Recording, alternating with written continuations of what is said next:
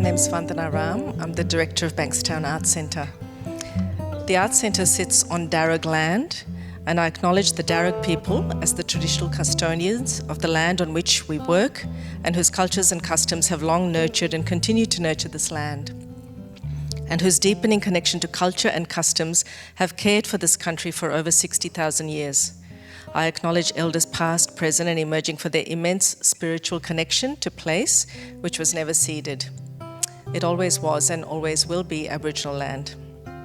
As part of Lunar New Year, Bankstown Art Centre is running this exhibition, which is live, and the talk, which is live and online. So welcome to people who are here in the studio today in our theatre and also joining us online. And we're featuring the artists involved in our current exhibition titled Cultural Cartography, Creating Art at the Intersection of Cultures, featuring Nancy Qin, Chris Yi, Cindy Yuen-Zhe Chen, Christina Huynh, and Anney Bounpraseuth, who will be speaking about their artworks and cultural influences. The exhibition is on until the 20th of February, and it's occupying many spaces around the Arts Centre. So if you haven't had a look, it's around the foyer, the gallery, in the front windows, and also there's a beautiful mural out on our back wall, which is painted by Christina and Chris, sitting right here. The exhibition has been curated by Guan Wei, who's a renowned artist, and he's a major figure in both the Australian and Chinese contemporary art scenes. And the Art Centre has been very, very excited to host this exhibition in partnership with Western Sydney University, the Institute for Australian and Chinese Art and Culture, and to provide this showcase opportunities for artists of Asian Australian origin, who now call Western Sydney their home. Professor Jing Han is director of the Australia-China Institute of Arts and Culture at the Western Sydney University, and she's a leading expert in translating Chinese culture, intercultural communication, audiovisual translation, and media accessibility. I was particularly impressed that amongst Professor Han's many talents, and there are many, many, she's an expert subtitler in Mandarin and head of the SBS subtitling department. And over the last 23 years, Jing has subtitled over 300 Chinese films and documentaries, including my favorite, which is Crouching Tiger, Hidden Dragon, and The Wedding Banquet. So today's artist talk is being facilitated by Professor Jing Han, together with curator Guan Wei. So I hand it over to them. Thank you. Thank you so much, Vandana, for the very kind, generous introduction. Thank you for coming, everyone, coming to this talk. As Vandana mentioned, that my background is actually in cultural translation. Prior to that, I studied all my 3 degrees in literature. So literature is my major, including modernism. So that's how I touched on visual arts as well. And to me, authors who I deal with all the time, study and research on authors, are less mysterious than artists. So, reading books, you can get the meaning of it, you can have an interpretation of it, but often artists and artworks kind of presenting a mystery to us. Who are they? How do they do their work? And what do they mean by their work? And what sort of life they're living? Do they have a pressure? All these questions often people ask, and even if they don't ask loudly, they ask themselves. So I think it is very important to have, it's really great that we have this opportunity to have a talk directly with all these 5 young artists, and including Guan Wei as a highly established, renowned artist that today we are very lucky to have. As Vandana said, this exhibition is a joint collaboration between the Bankstown Arts Centre and the Institute for Australian and Chinese Arts and Culture at Western Sydney University. And it is a very successful collaboration. We're so pleased that the idea is to, we both have the common idea, is promote showcasing and supporting young artists, especially in Western Sydney and of multicultural backgrounds. So you can see the selection that first of all, we very lucky honor to have Guan Wei to be the curator, which, it's a great honor for this program and great benefits for the young artists. We have chosen artists from a multicultural background. I have to say one little secret, as you can see, we try to have a gender balance. we failed. We tried very hard to find a half-half, but somehow we have a more young artist, female young artist, which is great to see as well. But yeah, so Chris is our only prince in this. So it's also quite interesting in this search, in selection, and also the selection in Guan Wei will have told us is the way that he has selected. You can see that all these artists are very unique in their own style. So it is very interesting to see, but they all have similar, not same, but similar background as the culture, as a second generation of migrants. So which will actually, if you see their arts, is actually quite interesting. So I would like to start around, I will ask them questions, but I will also take questions from you in this art talk. So you can prepare your questions as well while we're talking. So the first question I will ask everyone, just have a brief introduction of themselves and of their culture and family background and the art form they are doing. So let me start with Guan Wei. Quick introduction of yourself. Sorry? Quick introduction of yourself. Yeah. Hello, yeah, my name is Guan Wei. And, your microphone. hello, yeah, my name is Guan Wei. Since I arrived to Australia in 1989, and now it's 33 years I was in Australia. Yeah, and yeah, before I did art in residence in the School of Art in Tasmania, and also in MCA, also in the Canberra School of Art. And I think in 1993, yeah, I became the professional artist. I joined the Sherman Galleries, and yeah, started to create my works and show my works. And in the year 2008, I was back to China. In Beijing, I opened my studio there. But since 2008, I became to live in two places, Beijing and Sydney, and but now I hold like 78 or 76 solo exhibitions and more than around 300 group exhibitions I did. Yeah, each year very busy. Yeah, maybe more than 10 exhibitions or something, and also traveling a lot. And I did also many art in residence.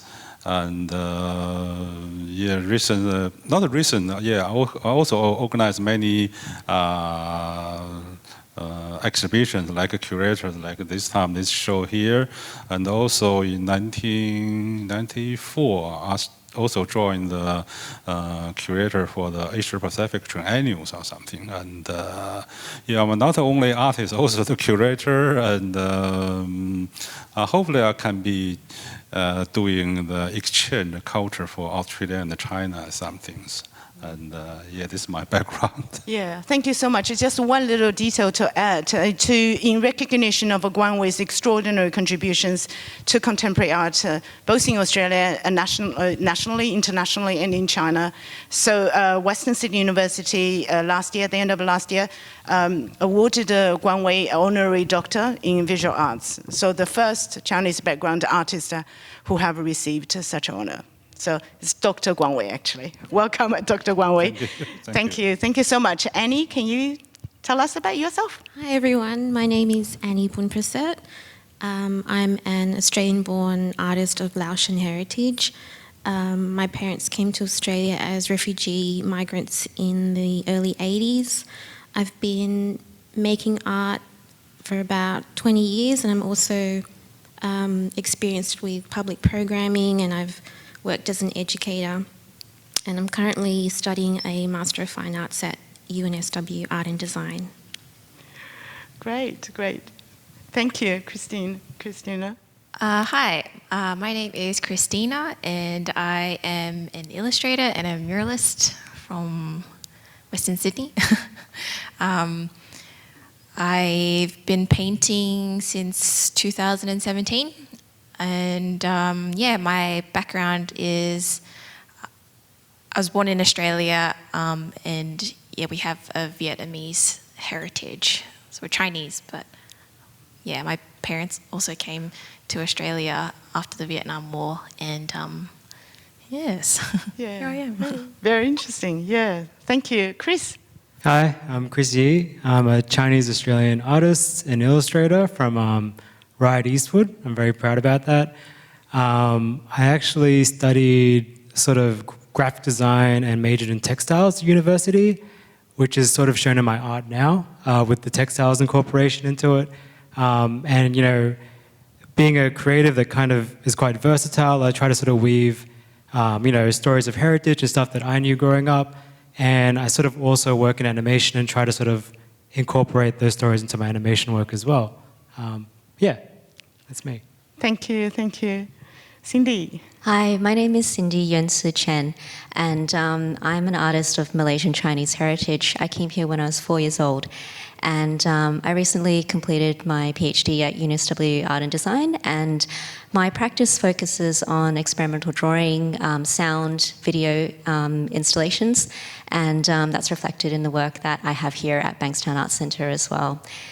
So yes, my cultural heritage definitely informs the way that I interact with places, which is a part of my artistic process, and it's reflected in thinking about how I can work responsibly and with respect in Aboriginal country here in Australia. Thank you. Cindy is also a doctor, so Dr. Chen, thank you. Nancy? Okay, so I'm Nancy, also known by my artist handle NC Qin. I'm a Chinese-Australian artist, born here. Most of my artist practice is based on kind of Chinese history and my reflections on my culture. So I currently work with glass sculptures and kind of explore various elements of both the materiality and stories within, I guess, my culture inside the practice. Thank you. And, you know, working with this young artist, I'm learning things every day. And, for example, I didn't know that Wagga Wagga is the art gallery is the only one and the first one for a glass sculpture collection.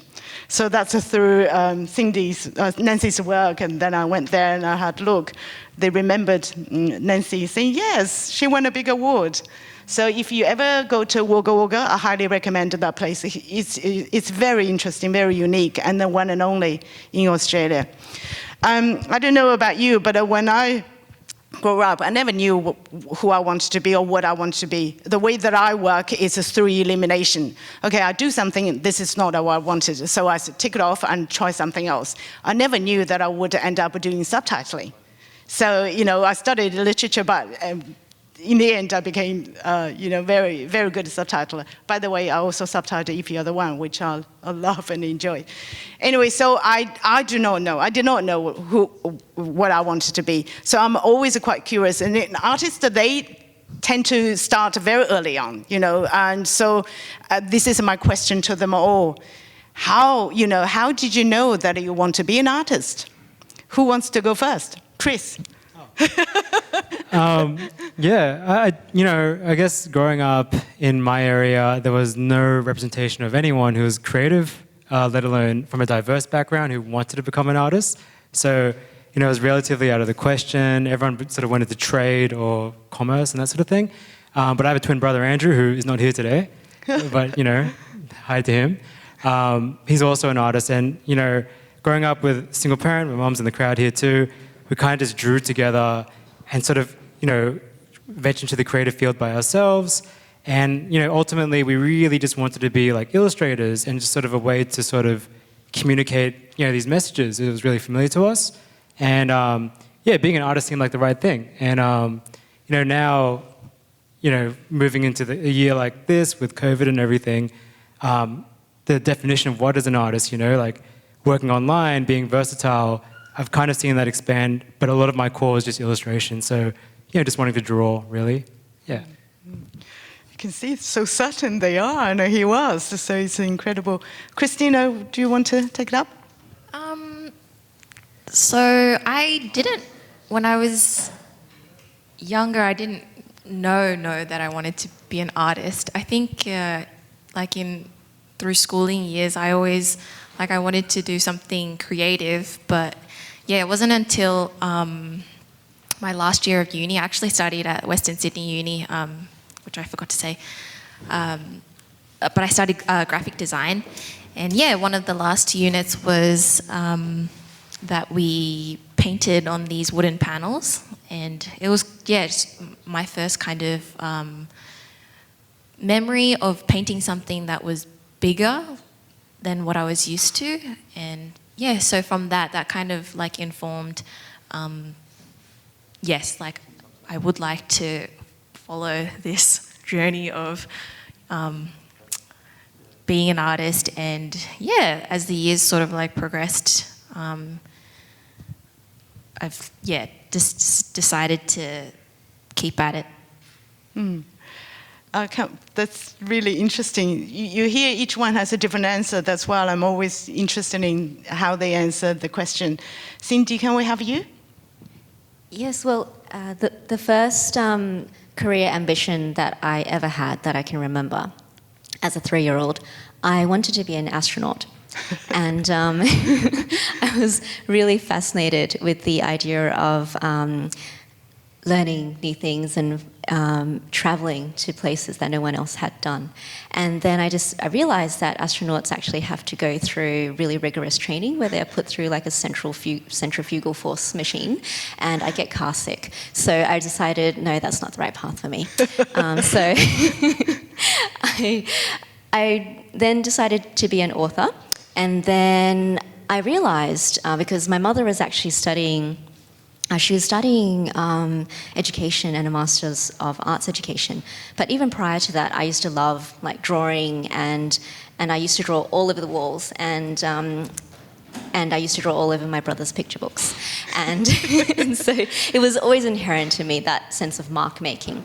But the penny dropped with being an artist when I think I distinctly remember my mother taking me to interviews that she was doing as a part of her course, where she interviewed artists like Ken Doan and another artist whose name I can't remember, but I remember going into her studio and seeing her painting processes and the decisions that she was making in actually closing a door in a painting as opposed to leaving it open. Oh no, maybe she decided to open it.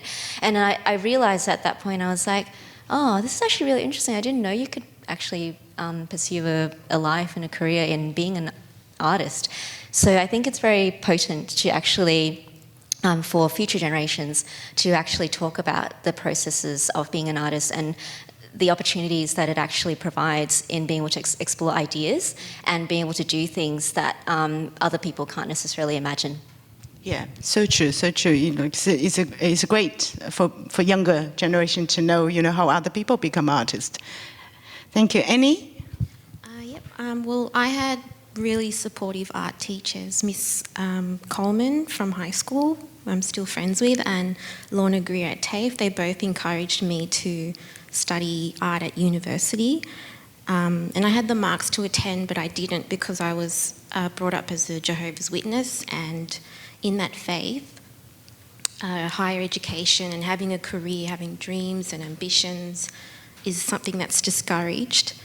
For a witness, the purpose of life is to preach God's word, save people from Armageddon, tell people about how God will one day transform the earth into a paradise. Everything revolved around that.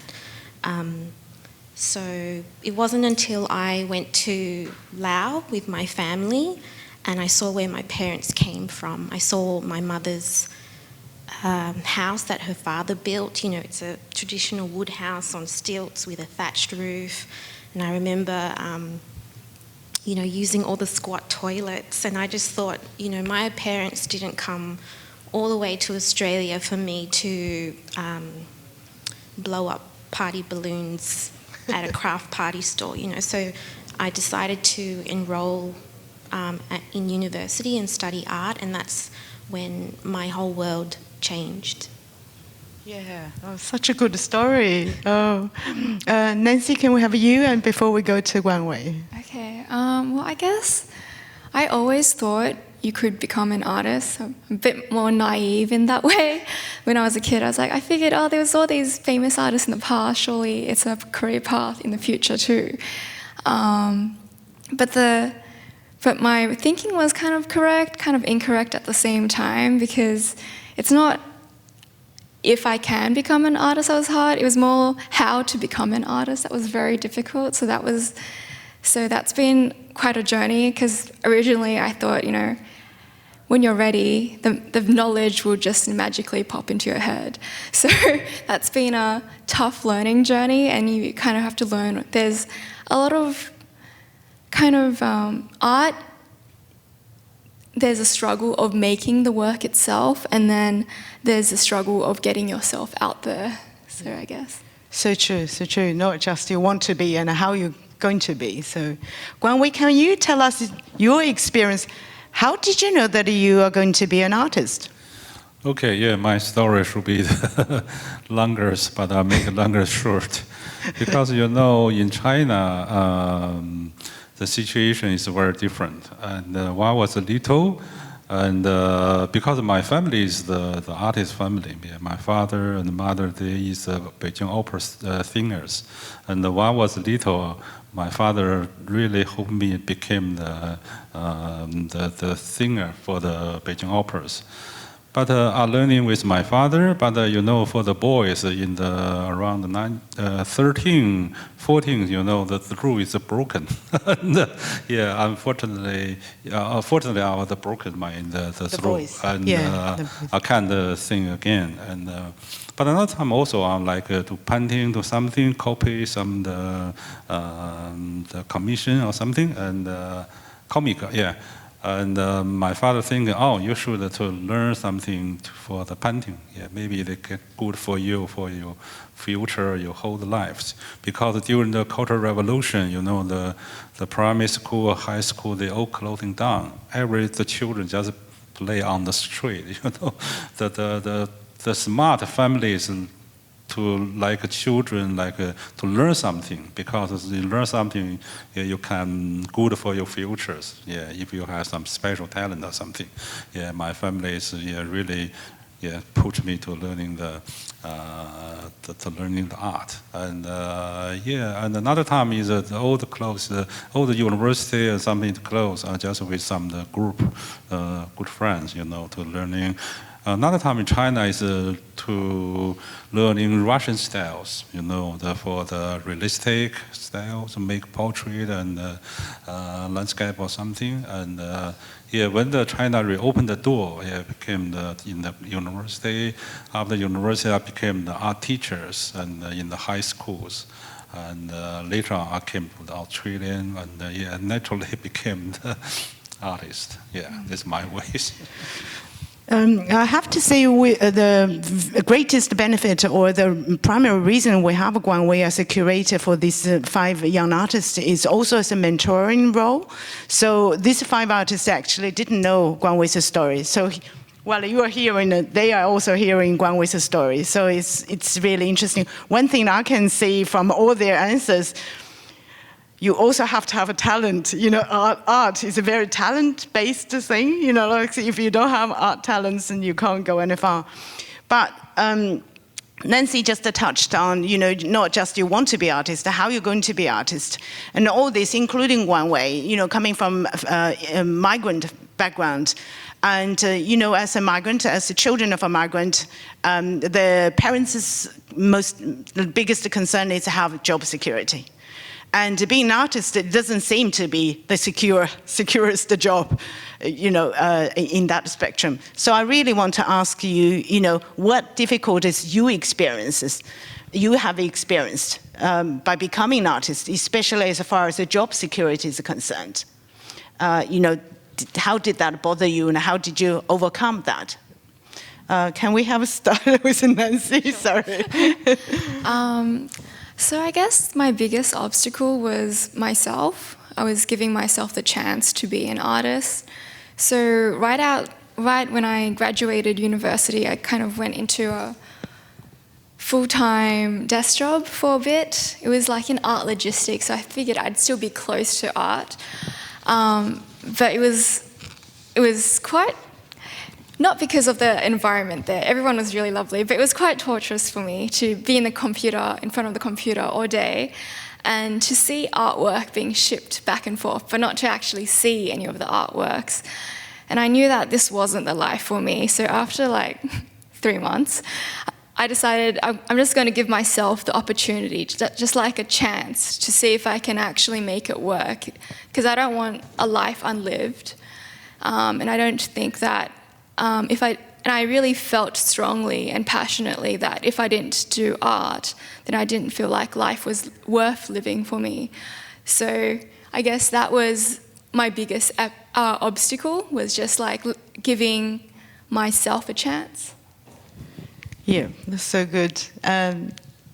Cindy.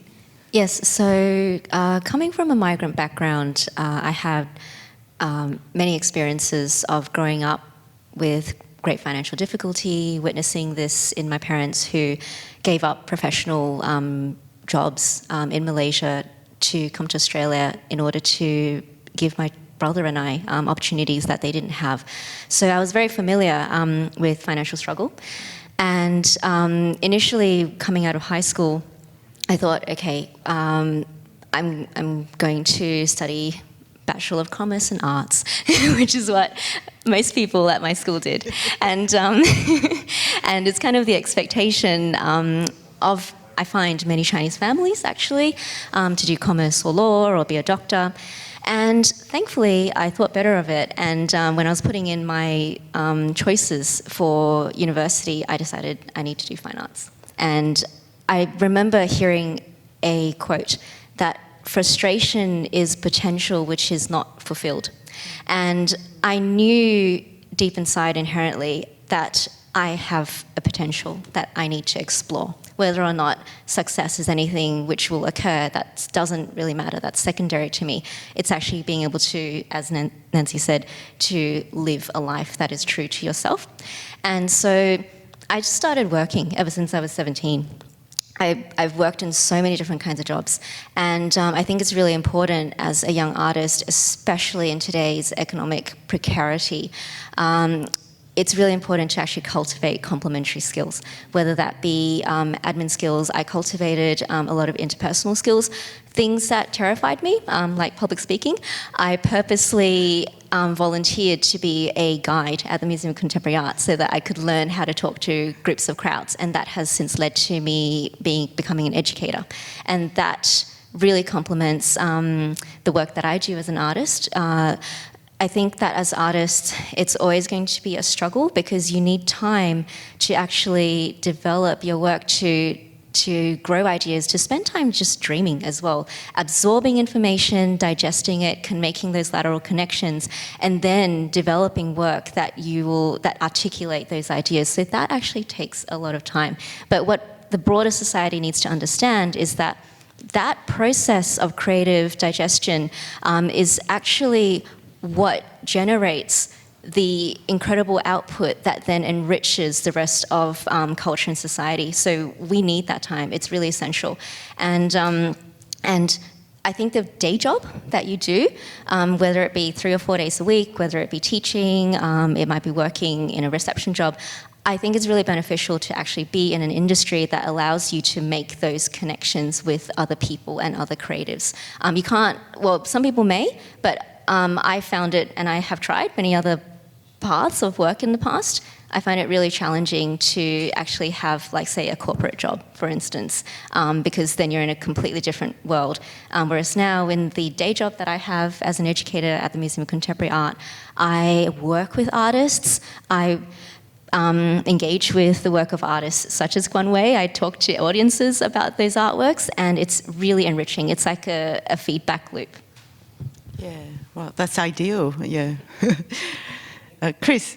I guess in terms of adversity, and for myself personally, there's 2 things. So firstly, I said before, representation is really important to me because there was literally none in the creative community. And, even when I went to university, so small that, I wrote about Guan Wei in year 12 to get me through HSC, which is, Guan Wei is so good, but also there's so little Chinese Australian artists to sort of, be inspired by.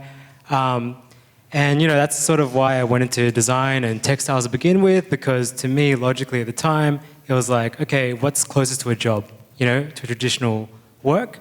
And then ever since then, I've sort of done a whole bunch of things in the creative spectrum to see what sticks. I've sort of, at the moment, I do animation still, as well as exhibiting, with the group here. I direct ads, and I'm also teaching at SCA. So a bunch of random stuff, but and I've been successful, but it's never been so clear and obvious as other sort of fields, and especially, someone who has a diverse background as well, to sort of see that path. So that's the first thing. The second thing too, I guess, is sort of juggling these things, being a creative, just sort of for myself, digesting the idea that you have to sort of adopt the creative lifestyle. No matter what it is, there's no salary, there's no end goal. I can retire, after I'm 50 and I make this amount of money off creative work. There's no real end goal. So you sort of got to embrace how hard it is and sort of love it. So, it's a thing where it's like, with your family and friends, I'm a creative, this is my journey. There's no end goal, just kind of to keep living and enjoying it. And that's kind of how I consolidate all those sort of, adversities. And yeah, just sort of seeing what I can do and seeing what sticks. And, as time goes on, being diverse, being fluid, but the core is the same with the storytelling and, my main principles. And luckily for me, I can illustrate to begin with to sort of start all those ideas and expand from that. So yeah. It's good that you touch on self-discipline, which I'm sure applies to you all, which is actually something people often forget. They think or artists are they're free, they're just free of anything. So self-discipline is, as far as I know, Guan Wei practice religiously. So they're all actually very self-disciplined people. So Christina, can you tell us difficulties that you experience? Is it job security or secure job was not your concern? To be honest, not hugely. It's so hard. Everybody's answers are so good. I think that, for me, the self-discipline was probably a bigger... Because, I grew up, I wasn't, discouraged or anything. My family has been really, really supportive. And, Cindy said, I worked in retail for 9 years, and then I developed, I guess you could say, I developed a lot of there was a lot of character building in those years, even though it wasn't technically creative work. But yeah, I stayed in retail until I had enough enough work to make that sort of leap. And yeah, it's been a very fruitful journey. But yeah, I would say that obstacles now would probably, it would be self-discipline and probably a bit of time management too. But yeah. And that bit is never give up. None of you has persevered, regardless. And facing your artistic talent. So that see you through in the end. Anney, can you tell us your bits? Well, I find conversations about money really uncomfortable. So I think no matter how much money you have, it's still a problem to everybody. But the main challenge that I faced in becoming an artist was when I left being a Jehovah's Witness. So I grew up in the faith. I left when I was 30, and I lost my identity, I lost my purpose, my community, and I almost lost my family as well. I experienced something called dissociation, which my work responds to in the show. And dissociation is a trauma response where it's like a breaking up of the self. So psychological and physical self is breaking up. It's like an out-of-body experience. After that experience, I didn't know what to make art about because it was such a huge change. And also because trauma, it's like having a stroke. It affects the speech center of your brain, so your thoughts and your feelings are difficult to articulate, and it also impacts your imagination. So you can't imagine that there's a better way to live. So I had this existential crisis that I shared with my therapist, and she said to me, you know, Anney, whenever something good or bad happens in your life, there's always a lesson there, or a challenge, an opportunity to demonstrate your higher self. So maybe you could use your experience to help other people that were in your situation.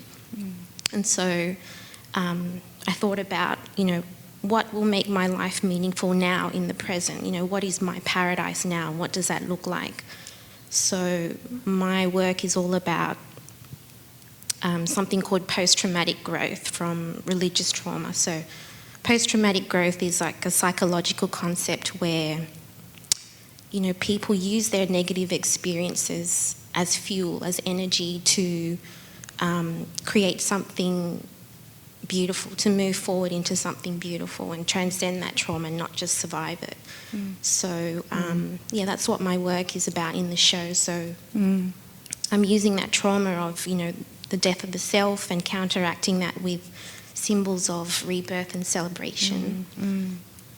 Yeah, it's very illuminating hearing this individual, very personable and personal stories from each artist. So we get to know them, and we can relate to them, and so it make a difference just to hear the short story as they are. Guan Wei's story is slightly different. You came to this country as adult, you know, as a migrant, and many artists came as a migrant, and many did not succeed because art is not easy to succeed, especially for a migrant. What was your biggest difficulty, and how did you become one of the few who succeeded? Yeah, I think I'm the luckiest the one, because if you comparison the friends, you know, like some like Xian, you know, Xian and Jia Wei, you know, many famous Chinese artists living in Australia, and I think they spent 10 years, you know, for the livings, you know, for survived, and I think I'm lucky is because my work is. Since in China, my work also is very special. It's very different. It's very individual and political or some things. I don't know why. You know, the Australians, the like university or they're really interested in my work. That's why I came to Australia. I'm still doing the art in residence, you know, in the university, in the MCA, and later became I joined the Sherman Galleries. And yeah, when the Sherman Gallery when the Sherman Gallery is closing down, the directors is Bill Wright tell me, you is the one person in the sales most works in the Shermans, but not the expensive one, but the most that the work is sold, and that's including small or large or some things. And I think for me is I'm lucky, but for me is challenging is for the creative works, and I'm very hardly to thinking, because each year I will be created 2 or 3 different series work, much different than my last year's. You know, this has spent a lot of time, and I became the machines, you know, every day, you know, working and reading and to looking the exhibitions, and yeah, even now I became the you know, even now I can be relaxed, but I still not relaxed, still keeping very busy, you know. Last year I finished 56 piece of the work, and even in this you know, coronavirus, this special time, Yeah, and it's also good for me. It can be, concentrated doing the more works. For artists, not very easy, if you for the migration artist. And that's why my daughter tell me, I don't like became the starving artist. But sometimes you look at me, it's okay. You can sell more works in this year, but next year maybe not for sales. You just suddenly became like a starving artist, and even though it's quite well known in Australia, but I'm still worried, sometimes what your next series, next work and something, just keep the control. It never can be stopped, I think. Yeah, it's so good to hear this human story. It's very humbling for us to hear. Artists, no matter how successful they are, they still have the concerns that as everybody else has. And also being successful, to get to be successful, it's a long way, so it's also very good for the young artists to hear that you are all quite persevere in your pursuit. And I remember once I heard from Dr. Jing Han story about the Guan Wei at the very beginning when he came in the first few years. Guan Wei and the other artist friend, they just knock on doors, gallery doors, randomly, just as they knock on the doors. You're interested in our work, and show their work. And most galleries close the door, no, not interested, until they incidentally knocked on Jing Han's door, and Jing Han was interested. That's kind of opened up the whole opportunity. So yes, perseverance, facing yourself, as I can all hear from all of you, and self-discipline. And I know how hard working Guan Wei is. Incredible. It's incredible. So my next question about the being creative and how you get inspired is, what things that inspire you, how you choose this thing I'm going to create, something that inspire me all of a sudden. And so what things inspire you, and did your culture background influence you, or how did your culture background influence you? Now we start with Anney. So I jump. Alphabetical order. So my family background taught me to be resourceful and resilient and not afraid to be different. So I lived in housing commission homes until I was 30. My parents weren't well, and I helped look after them. And my parents would make money by sewing in the garden shed for big fashion labels for as little as 5 cents a garment.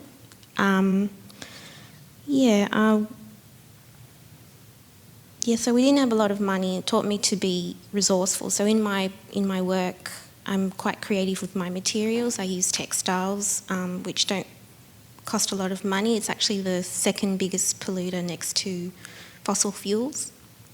I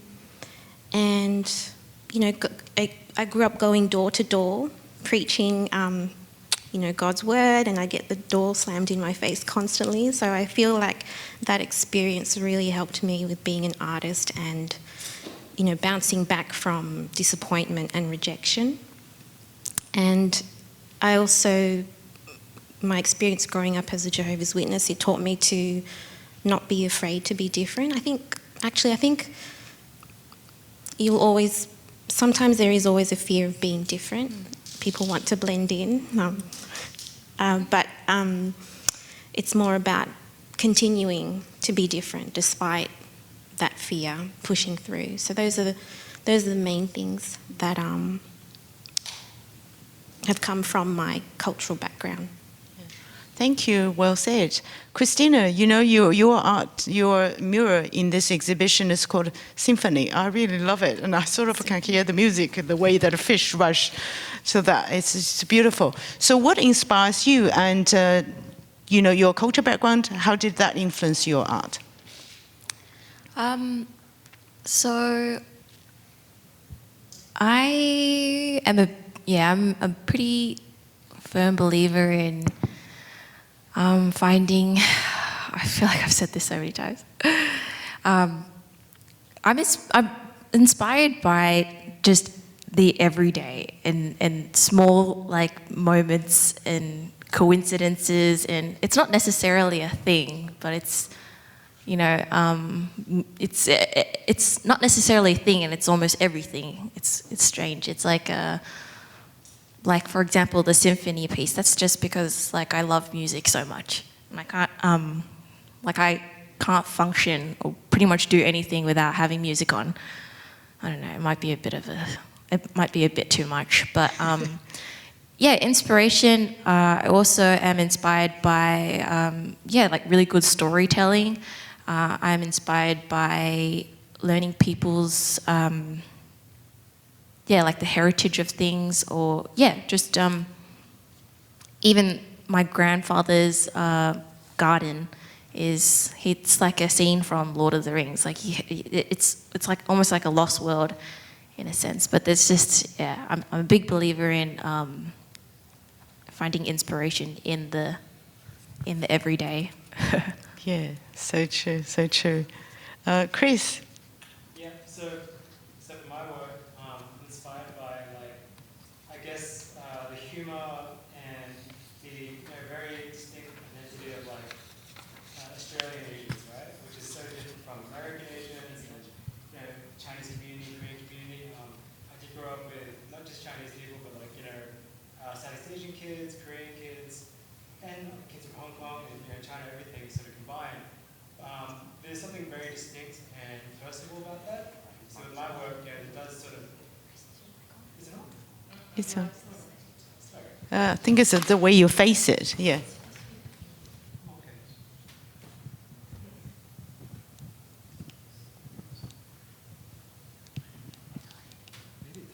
Maybe you can give her your. Yeah, really quickly. Oh, yeah.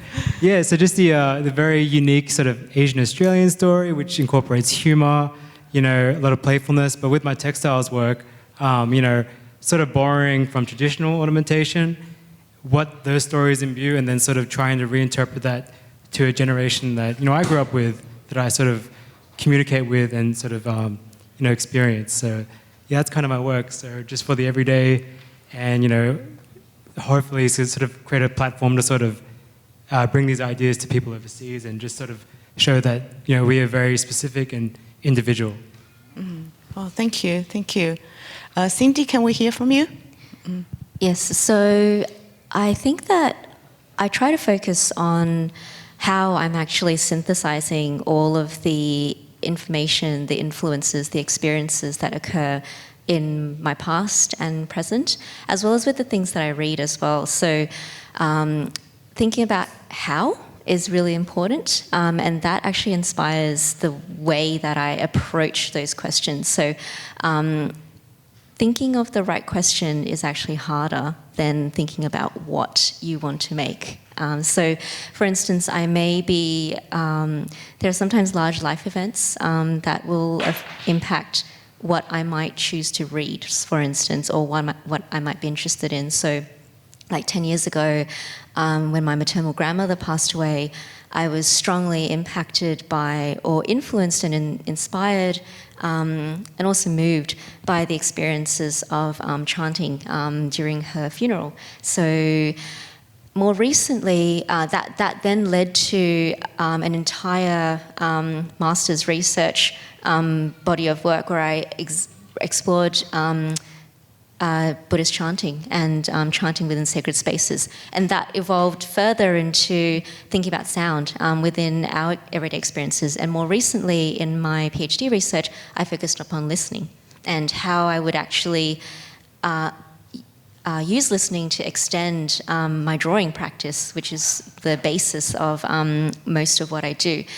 So the way that I synthesize those ideas, constantly interrogating those processes, is how my artistic practice evolves. And I think something which is a constant more recently in my practice is being in places and listening deeply to to the birds, to cicadas, to the waters, and that's what you see coming through in my recent bodies of work, like Resonant Flows, which is currently showing at Bankstown Art Centre. So with that body of work, I was interacting with rivers, so Parramatta River, Lane Cove River, and also Middle Harbour, places that I had lived in.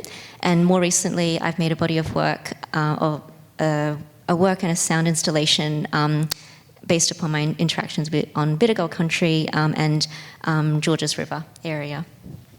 Yeah, so really, hearing their answers, I'm sure you feel like you understand their works much better, in a more illuminated way.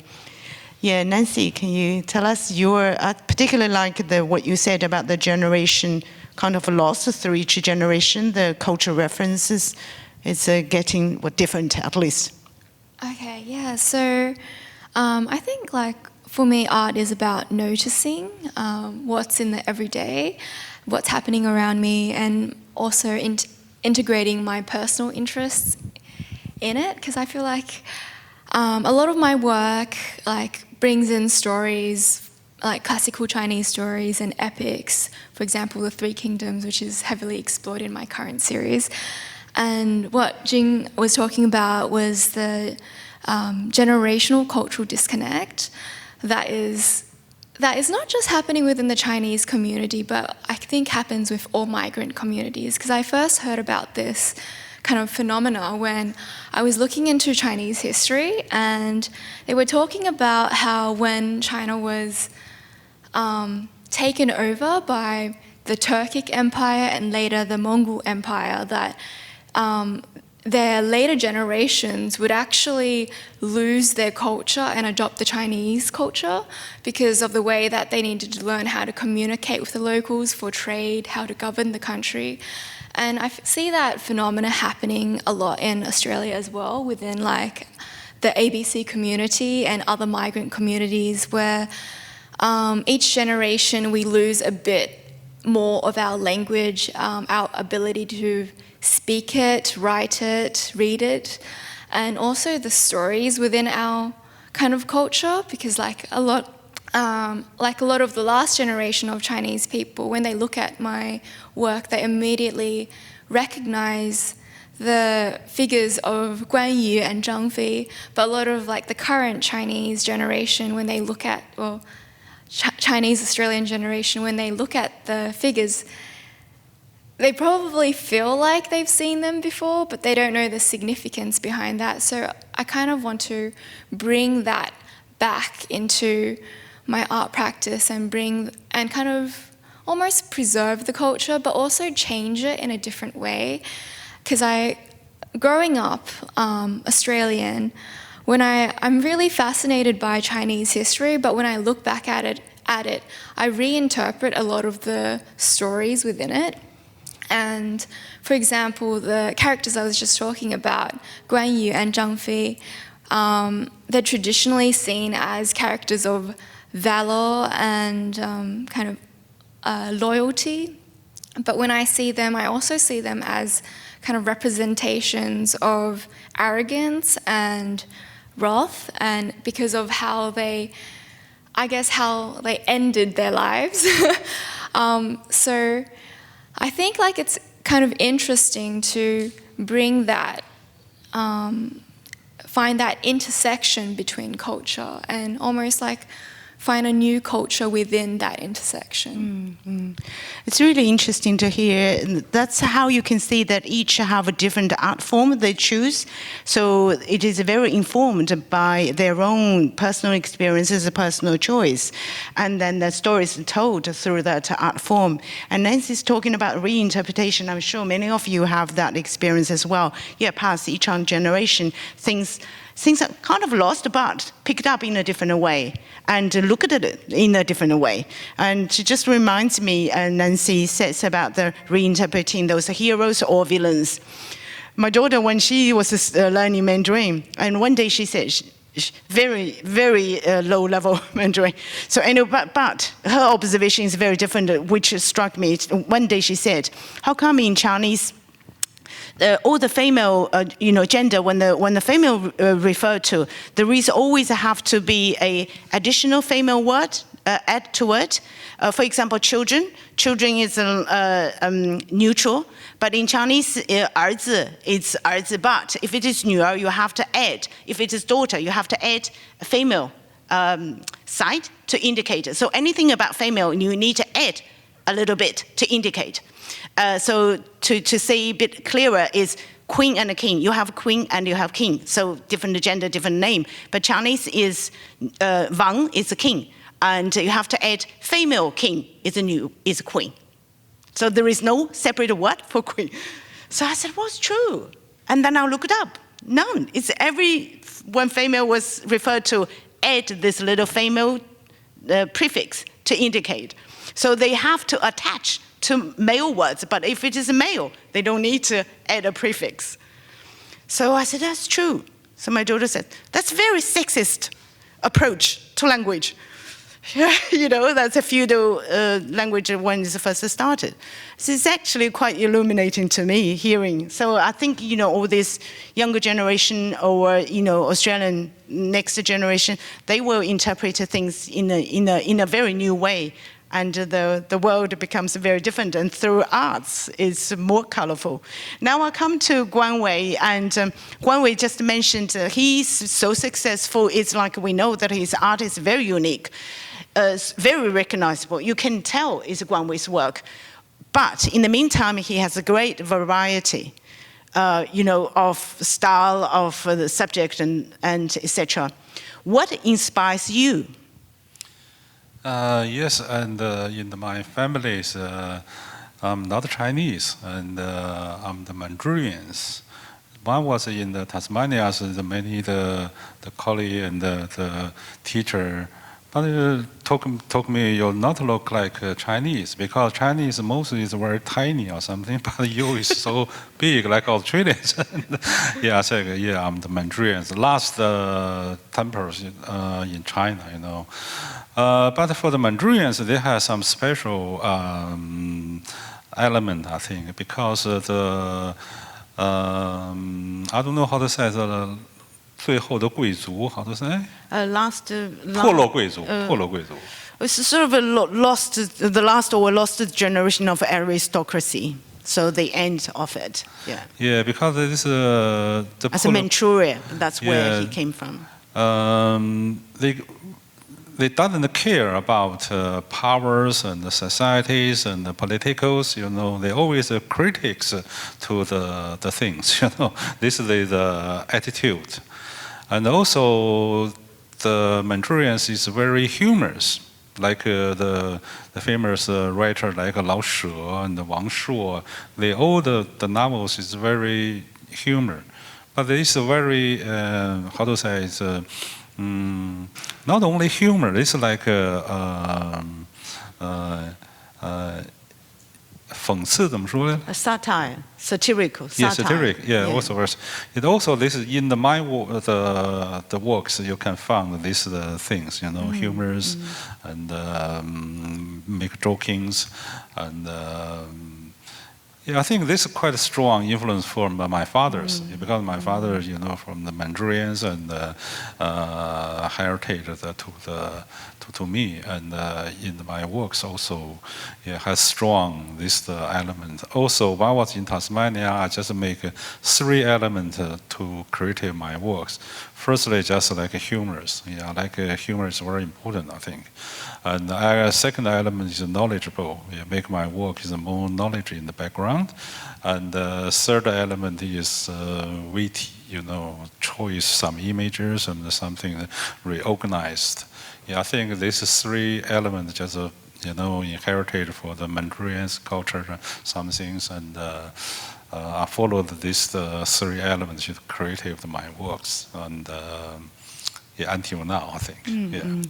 Yeah, great answer, great answer. So yes, the stem from culture is actually quite powerful and quite important in the art, specifically individualized art.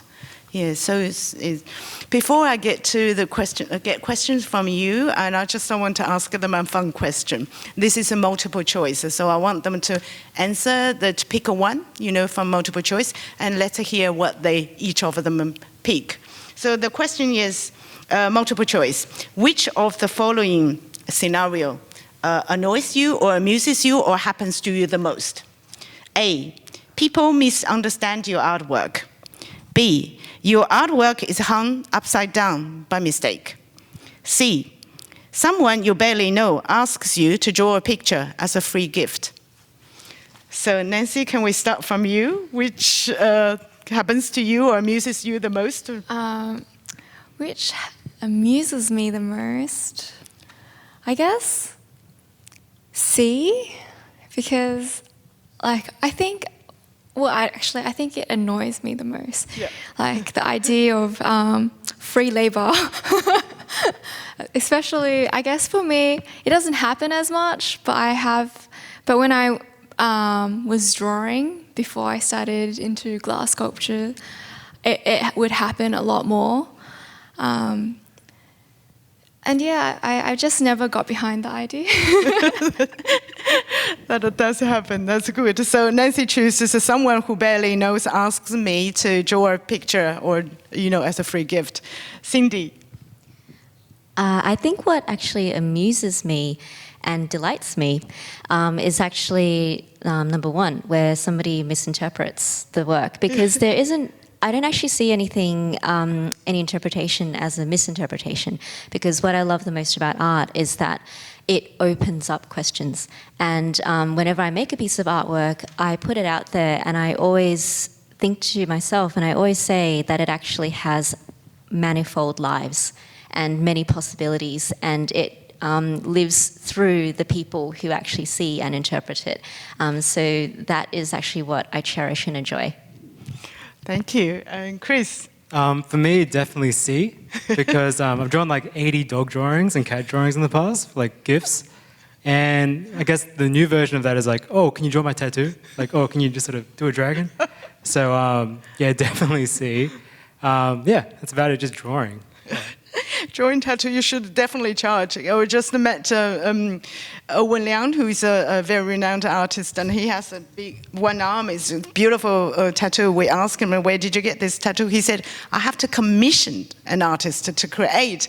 And then, so next time if people ask you, you can commission me. Good one. Christina? I'd probably have to agree, C. Yeah. Or sometimes when I'm painting a wall, I'll get someone saying, oh, can you paint a portrait of me? So like, goodness. Yeah.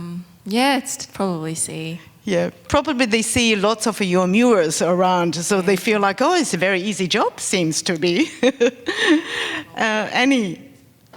I don't find any of those scenarios annoying at all. They're quite trivial to me. But what I find really annoying, because to support my art practice, I have like 50 billion teaching jobs, and when I get these long-ass emails, that really annoys me, because time is so valuable, and I just, that doesn't happen here. I teach here as well, it doesn't happen here. Very clear and concise communication. But yeah, I think sometimes administrators aren't aware of how much time they take away from artists with really long emails. Well, I can relate to both of what you said. One is people ask you for free, because I do lots of translation, so friends sometimes send to me a text message, I'm going to a birthday party, can you translate this poem for me? What? That would take a half day at least to translate a poem. And the other bit is about short, because I'm doing subtitling. The principle behind the subtitling is people speak faster than they read. So when you translate what people said into reading format, you're short of words, short of time all the time. So concise is the key. So that's why subtitles always are short. But being short is harder to being long. So when a famous writer wrote a letter to his friends, at the end of 9 pages, he said, I'm so sorry for writing you this long letter because I don't have a time to write a shorter one. So any people don't have time to write short one, so they push the time to you, and then you have to spend more time to read the long one. Yeah, but I have to say, trained by my trade, I always write short emails. So okay, so Guan Wei, we have to hear from your legendary answer. Which things annoys you the most? The same, the old artists, we hated the sea. Yeah, and I think, for the artists, it's not easy for, make money for livings. If someone to ask you make portrait or some of your works for free, this is not good for the artist. And I think I should like the more the society people know. Don't ask the artist for free the piece of the work. I think this is very important. And you can do the commission or something, but I hated this, to ask for free. This is not good for the That's a very good one. Yeah, the other two is okay. Misunderstanding, maybe it can give us new idea or something. And good point. Yeah, but the three, it's not very good. Very, very really good point. Incredible that people would ask Guan Wei to do stuff for free, considering his level of some people ask me, career. before. Wow. People do ask. It's many, the Chinese the friend, but sometimes you can't just straight away talk to no. You must, your Chinese looking for the face, very important. You just little forgot and something, Boundaries. Yeah. Well, it's hard to say no. I mean, Chris has done 80 free gifts, so it must be very hard to say no. But I think it is very important to we know that it's not only hard work, but also, so artists like any of us make a living. When we do a job, we get paid. So there is no such a thing as a free. And I think the respect is there as well. I would like to take any questions from audience. Anyone who would like to ask the artist and Guan Wei any questions? So we've got a question from our online audience, Sheila Pham. She asked a question for Anney. Hi Anney, thanks for sharing your background. The kind of life experience you have is underrepresented. Not just your Laotian cultural background, but your class and religious background as well. I wonder how you relate to the field of contemporary Asian Australian art, which also tends to feature more people from East Asian backgrounds. So the question is about how Annie's how does Anney feel about her underrepresented background in contemporary Asian Australian art? Anney, I have to repeat the question for the recording is, how do you feel like the Southeast Asian culture or background or religion being underrepresented in the art field? Well, I grew up in a very unique environment. So as a Jehovah's Witness, I was very separate from my Laotian community, which is often connected with Buddha's culture. And Jehovah's Witness as a faith is very different to mainstream Christianity. So when I left the religion, I had no frame of reference. In my former religion, we also didn't practice idolatry. So I had no iconography. But I think within that space, it was like Adam and Eve getting kicked out of the Garden of Eden, looking out into the wasteland before them. It's terrifying, it's lonely, but if you flip that idea, it's actually a really, there's a lot of great potential to create something new that's personal and significant to you. And I'm not sure if that answers the question, but I think, if you don't belong, if you don't fit in, that's a great thing. That's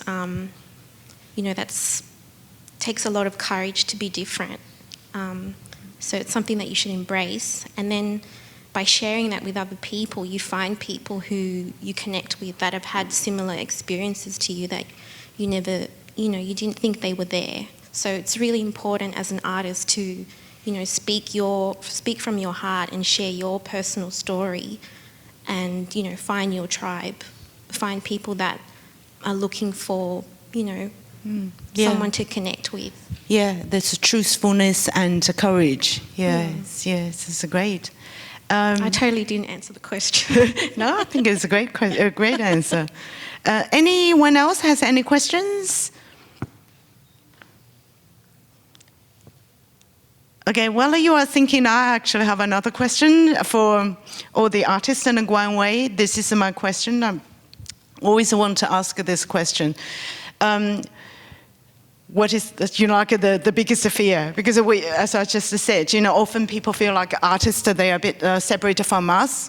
So I'm really interested in their fear, in understanding what is their fear.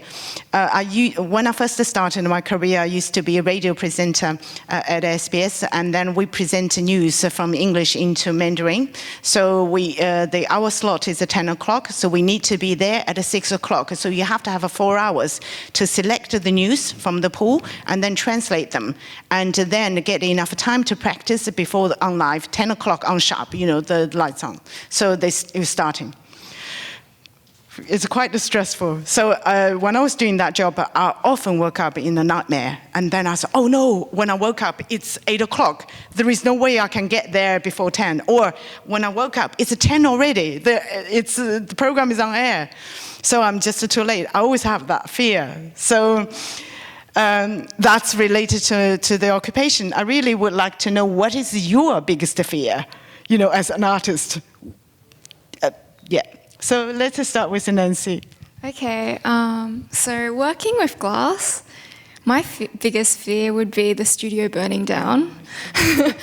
And it's not an unwarranted fear, because recently, like in the last 3 years, there was an international artist, Christina Lee, who works with glass, and her studio, whose house is kind of like in the middle of a farm area, and her studio burnt down. And when the fire trucks arrived, because it's in the middle of nowhere, almost nothing was left. Like years of work of like molds were all gone. So every time I like leave the studio, when I get into the car, I start the car, and then I turn the car off, and I go back into the studio. I look at all the things, and I'm like, oh, okay, so the door's completely locked. The bungs are in. And there's no like papers flying around, and then I go back out. And as soon as I sit in the car, I'm like, I want to go check again. But I realize it's like getting close to OCD, so I'm like, okay, just stop it. I know it's not going to burn down, but like, it's gotten better, because when I first started outside of uni, I would actually stand sentry next to the kiln during like the hottest hours. So that would be like 9 hours, and I would just put on a TV series and just be in the studio the entire time, just making sure that the temperature's going fine. But yeah, so that's my biggest fear. Yeah, it's great. It's so relatable. Yeah. Cindy, what is your biggest fear? So when I think about fear, I think about something that Marina Abramovich said. So she's a performance artist. And she said that if something terrifies me, I know I have to do it. And that has really shifted my understanding, and I really try to embrace things that terrify me now. And some of the things that really scare me are doing things that I've never done before. Like, for instance, I've been asked to perform at Phoenix Central Park, and I've never done that. And it's an extremely high level of professionalism in the team, in the environment, in the audience which will come and view the performances. And I knew that, okay, this is something that I have to do. But I think in order to mitigate fear as well, sometimes I call on people to support me, and I'm going to do this performance with my husband. So I've asked him to come and be on the piano while I do the other sound aspects of it. And so I think that we all kind of need that support network to help us to overcome and to actually learn from the challenge, which really terrify us. Yeah, great answer. Great, especially emphasizing on the mitigating. Yeah, it's a really good one. Chris, what is your biggest fear? I think my biggest fear is getting older now, just sort of balancing my work and life balance, which is for most jobs, but with the creative pursuit, just having that end goal isn't obvious, and something like COVID, it's like, say you're an exhibiting artist, you literally can't exhibit, right? So it's like, your second thought's like, do I do NFTs now? Or like, whatever's new, right?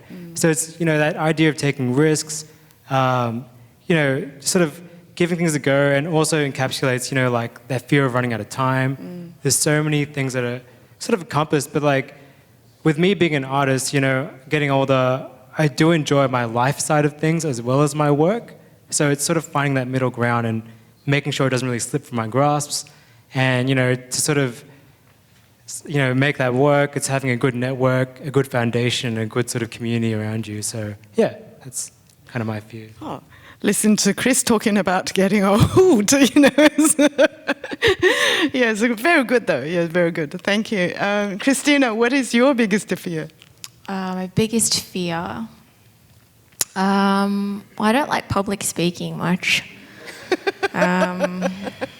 But I would have to agree, yeah, work-life balance as well. I have a pretty big fear of missing out on things. I don't like to be so like absent that I miss out on what's happening around me, like with my family and friends, which has actually been pretty, it's been like that. So, yeah. Yeah, it's very public good speaking. It's a really good one. Not miss out on something. Yeah, this is a really good one. Yeah. FOMO. It's called FOMO. That's a good one. Anney, what is your biggest fear as an artist? My biggest fear as an artist is running out of time to make all the work that I want to make and do all the things that I want to in life. So, I in the religion that I was brought up in, was held back a lot. We weren't allowed to do anything, anything. And so since then, since the 9 years that I've left, I feel that I've done more with my life than I ever did as a witness for 30 years. So I'm kind of making up for lost time. Yeah. But there is that fear that, I've got a lot of catching up to do. So I'm big on writing to-do lists. I did work experience once at a costume shop in Yaguna, and the lady said to me, if you want to get something done, you have to write it down because otherwise it won't happen. So I write daily to-do lists and I have life to-do lists and I'm just ticking them off one by one. But yeah, I do get really tired. Yeah. It's a good and bad thing. Yeah, it's great to hear that's the relationship between your fear and the lost time. Yeah, so it's so human and so relatable in that sense. Guan Wei, what is your biggest fear as an artist? Yeah, I think my biggest fear is my solo exhibitions work is sold or not sold. And because artists are living for the sale your paintings, but for your exhibitions, you sell most work being sold. You is very happy, and also next year or 2 years it can be it's okay. But if not one more work's been sold, you're just worried for the next years, and this always worried to me. And also, I had the experience, in the 2000, the work not before the openings, the whole work had been sold, and also I'm not very happy about this because it's very dangerous. Because what's dangerous? Because most audience people thinking you became the commercial artist. The Australian you should be keep the balance is like an academic artist and the commercial artist. If you became the commercial artist, that means you many like a group show, like triennial and the biennials, you can be choiced. You lose your powers, and because you're thinking you is the commercial artist. But if you very academic artist, you can got many chance to join the big shows like Triennial and Biennale or something. But it's very difficult for this group of people. It's very starving. You know, the work not easy for sale, like some installation or some things. And for me, just like keep this balance, you know, for the, can be sell your work for living and also more the academic in this balance. That's why for the mind, the ways, you know, in the commercial the shows, I will be make the work more not so serious, you know, more beauty and good looking or some things. But if like the public shows, you can do what you want, like to do, like I did, big mirrors and some installations and some things you can free to imagination what you want. And I keep this balance, you know, commercial and not commercials. Yeah, this always worried me, this affair. Next show if not sell, oh, will be, it's dangerous for me or something. I will still feel like this. That's a great answer. You know, which it didn't occur to me, like this balance. And you are artist. You like your artwork to be sold because that's how you make a living. And so we can relate. If it's not get sold, you get worried. But if it's sold out before even the exhibition opened, you also get worried because people think, oh, you are too commercial. They may dismiss you. So it's not easy at all. You know, keep that balance. So like Guan Wei said, so sometimes for more popular shows, he would draw or make work is more accessible by the public. You know, to fit the market. But for the public show, and he is stick to his own views and ideas, and he does what actually he wants to do.